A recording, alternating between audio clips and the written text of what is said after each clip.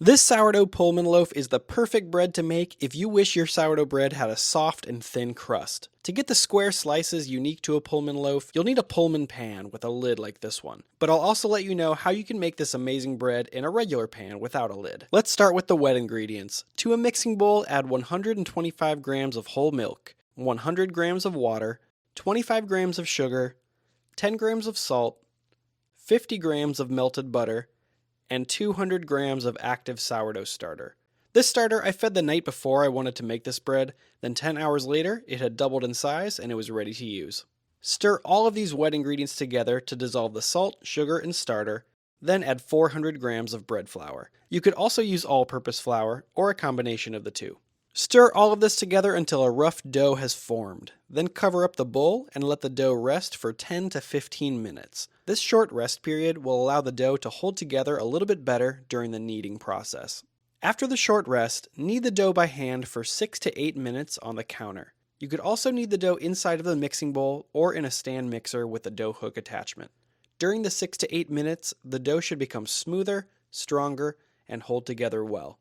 When kneading is complete, form the dough into a ball and place it back into the mixing bowl. Cover it up with a kitchen towel and let it rise at room temperature until the dough has doubled in size. That should take anywhere from 3 to 6 hours depending on many factors, including the temperature of your kitchen. When the dough is almost doubled in size, get out a 2-pound Pullman-style loaf pan with a lid. Hopefully yours isn't as old and stained as mine is, but use whatever you got. If you don't have a pan with a lid, just use a regular bread pan. Grease the pan with butter, making sure to get the corners and the sides of the pan. After it's baked, the bread will come out super easily, very non-stick, and the butter will also give a little bit of flavor to the crust of the bread. Now it's time to shape the dough for the pan. Turn out the dough onto a lightly floured counter and flip it over so that the sticky side is facing up and the smooth side is against the counter. Flatten the dough into a disc and then gently shape the dough into a rectangle or a square shape that's just a little bit smaller than the length of your bread pan. Take the rectangular dough and roll it into a cylinder. Then gently place the dough into the bread pan with the seam side facing down. Now the dough is ready to proof. Cover the dough up by attaching the lid to the top of the pan. If you're not using a pan with a lid, just cover the pan with a kitchen towel or a sheet of plastic wrap. Let the dough proof or rise for 3 to 6 hours or until the dough is almost touching the top of the pan. Once it almost reaches the top, it's ready to bake. Preheat your oven to 400 degrees Fahrenheit for at least 30 minutes and then place the bread into the middle rack of your oven with the lid securely on top of the pan. This will trap steam around the dough and give the bread a soft and thin crust. Bake the bread for 45 minutes with the lid on. If you're using a regular bread pan without a lid, just brush the top of the loaf with an egg wash made of 1 beaten egg and then add a tray of hot water to the oven to provide steam. Then bake it for 45 minutes just like the other method.